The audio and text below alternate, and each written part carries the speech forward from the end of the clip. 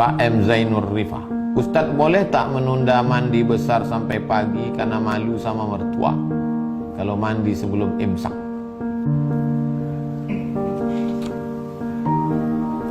Imsaknya sekarang jam piro? Imsak saiki jam piro?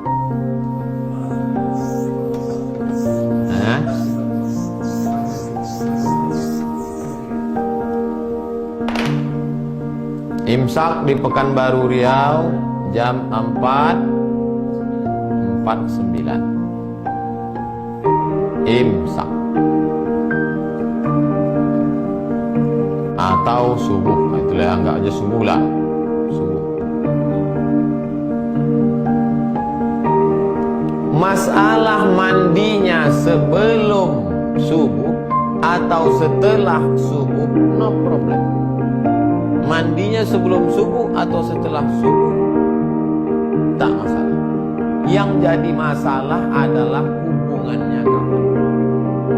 Yang tak boleh itu hubungannya setelah subuh. Nah, itu yang tak boleh. Ada hubungannya sebelum subuh, mandinya setelah subuh tak masalah. Mana dalilnya? Ada satu bab khusus dalam Sahih Bukhari, bab tentang orang masuk waktu subuh dalam keadaan puasanya sah. Nabi SAW idza qada hajatahu, kalau dia menunaikan hajatnya, dia berhubungan, kadang dia mandi, tapi kadang dia berwudu saja, lalu kemudian dia tidur.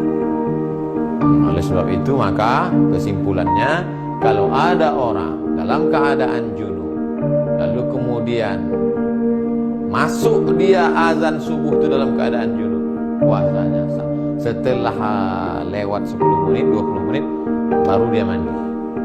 Udah dikira-kira suami, dikira-kira mertuanya udah subuh.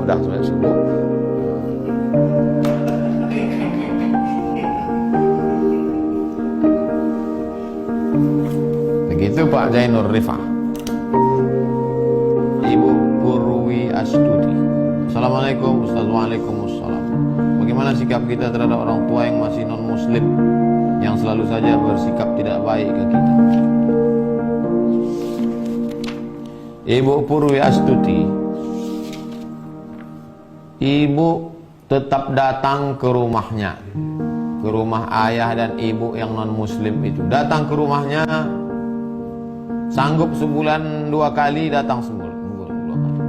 Papa, mama, saya belum bisa datang setiap seminggu sekali karena setiap hari Ahad saya dengan anak dan suami di rumah.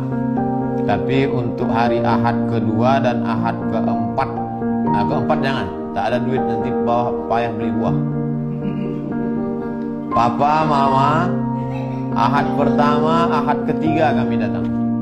Ahad pertama datang ke situ karena duit masih ada, gaji. Ahad ketiga, Ahad keempat sudah tak ada duit.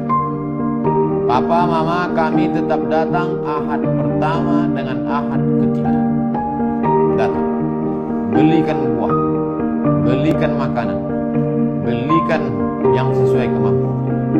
Sampai di rumah itu, selamat pagi, selamat sore, selamat siang, cium tangannya, peluk dia, dengarkan ceritanya. Dicaci makinya engkau Ibu Purwasuti, dasar kau binatang, monyet kau, diam aja, jurusnya diam aja, tahan-tahankanlah, anggap aja dengan radio rusak.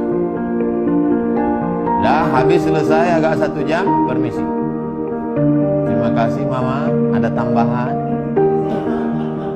Nah, anak kurang ngajar, pergi pulang, tetap salami dia. Nanti hari Ahad ketiga datang lagi.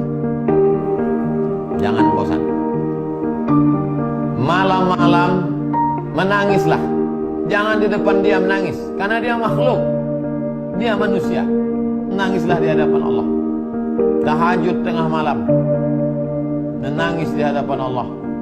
Berilah hidayah hambamu ini ya Allah. Rupanya sulit bagi Allah untuk memberikan hidayah pada ayah ibumu itu, Ibu Purwi Astuti. Senang aja. Qalbul mu'min baina asabi'ir rahman. Hati orang beriman itu di jari jemari seperti membolak-balikkan duit logam. Udah. Kenapa tak diberinya hidayah langsung? Dia ingin melihat Ibu Purwi Astuti dapat pahala yang besar. Malam-malam berdoa, ya Allah, berikanlah hidayah orang tuaku ni, ya Allah. Sampai dua. Ibu Purwi Astuti mati duluan atau mereka mati duluan. Tak ada kemungkinan yang ketiga. Hanya ada dua kemungkinan. Pakailah jurusnya itu. Ustaz, apa hukum mencicipi masakan di ujung lidah ketika puasa tapi tidak sampai ditelan? Yang membolehkan mencicipi masakan itu mazhab Hambali, karena rasa itu di ujung lidah. Ada di sini sensor perasa di ujung. Asin, asam, pahit di ujung. Rasa terasa. Itu ludah. Karena yang dimaksud membatalkan puasa itu adalah idkhalu syai' ilal jawf. Idkhalu syai' ilal jawf, memasukkan sesuatu ke dalam rongga. Yang dimaksud dengan rongga itu apa? Yang dimaksud rongga itu adalah ma'idah, lambung, wal am'a, usus lambung. Mencicipi itu di ujung sedikit. Nah, itu pendapat mengatakan tak batal. Tapi saya pribadi tidak mengamalkan. Saya kalau masak bulan puasa, saya agak-agak aja dengan garam. Nah, dah. Tak pernah saya cicipi. Seumur umur saya tak pernah mencicipi bulan puasa. Tak pernah cicipi. Tapi perlu saya ceritakan, mana tahu nanti ada dengar ceramah. Ada ustaz yang boleh kan? Nah, itu dia pakai satu qaul, satu pendapat dalam mazhab Hambali. Alasannya apa? Ya itu alasannya. Tapi saya kalau dalam masalah fikih saya termasuk yang ketat. Maka saya tidak. Tapi ada ustaz kami mengatakan mencicipi aja pun batal, Pak Ustaz. Mungkin 2 kilo pula di sini. Dari pagi sampai sore mencicip aja.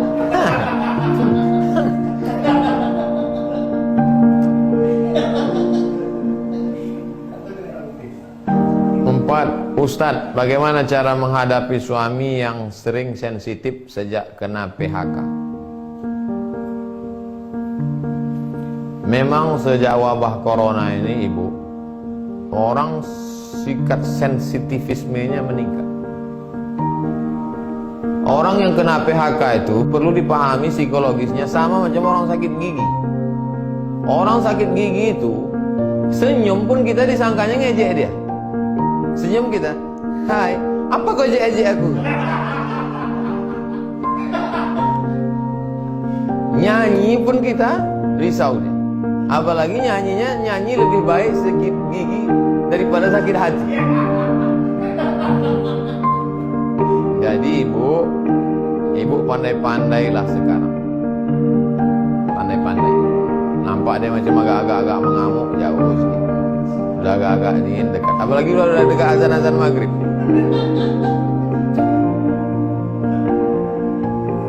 Nanti azan zuhur pun dia mengamuk. Saya yakin tidak ibu aja yang merasakan ini. Se-Indonesia, berapa karyawan kita yang sudah di PHK? Hotel-hotel tutup, pabrik-pabrik tutup. Oleh sebab itu memang luar biasa sensitif. Dan orang yang emosi ini adalah siapa yang paling lemah di situ? Nah, itu yang dihamuknya. Dia mau mengamuk ke direktur, tak berani. Mau ngamuk ke security, tak berani. Mau ngamuk ke polisi, tak berani. Ngamuk ke DPR, tak berani. Siapa yang paling lemah di situ? Ibu lah dia mau ya. Memang nasib ibu lah, kasihan. Itulah maka surga itu diletakkan di bawah tapak kaki. Sabar-sabarlah ibu menghadapi. Sabar-sabar Bu. Kalau sabar Ibu menghadapi dia ini, insya Allah tenggelam dari Laut Merah. Macam Asiyah menghadapi Fir'aun. Tidak hanya Ibu yang menghadapi itu, seluruh Indonesia. Banyak-banyak bersabar, banyak-banyak berzikir. Terakhir Ibu Desi, Ustaz, bagaimana cara membebaskan diri dari perbudakan pekerjaan? Banyak sekarang orang diperbudak pekerjaan. Apa batasannya?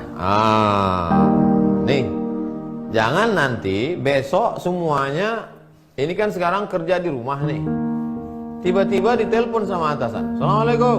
Waalaikumsalam. Gimana laporan kerjaan selama di rumah? Jangan sampai kita diperbudak pekerjaan.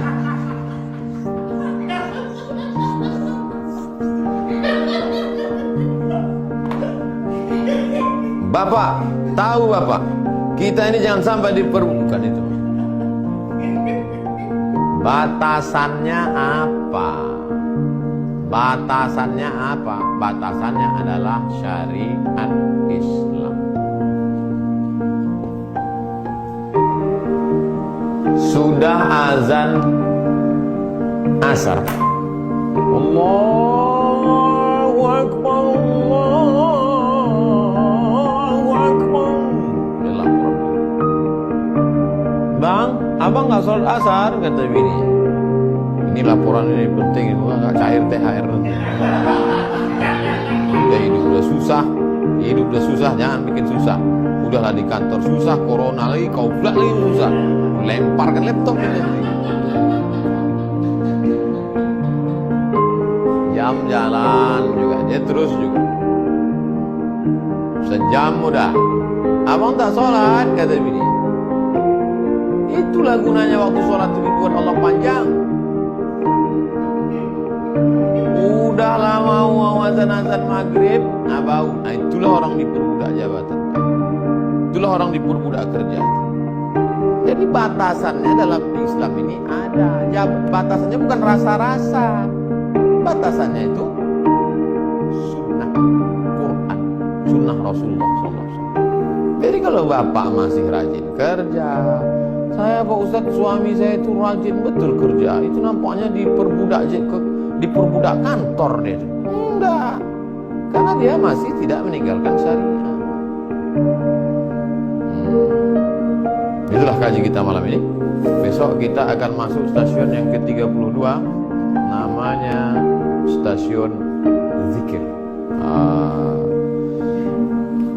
Rupanya kita baru bisa berzikir setelah lepas. Hanya orang merdeka saja yang bisa berzikir.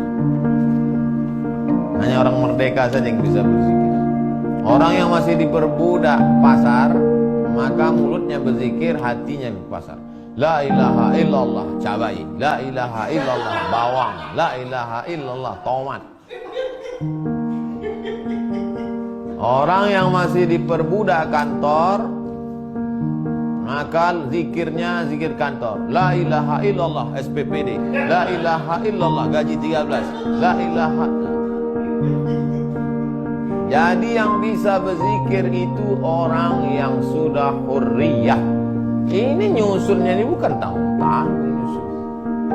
Lepas dari segala keterikatan, baru masuk bab zikir. Jangan kemana-mana. Boleh kemana-mana, tak apa. Besok kita jumpa di stasiun zikir. Terima kasih segala perhatian. Mohon maaf segala kekhilafan. Subhanakallahumma wa bihamdika asyhadu an la ilaha illa anta astaghfiruka wa atubu ilaik. Sallallahu ala sayyidina wa syafi'ina wa dzurrina wa maulana Muhammad wa ala alihi wa sahbihi wasallam walhamdulillahi rabbil alamin. Assalamualaikum warahmatullahi wabarakatuh.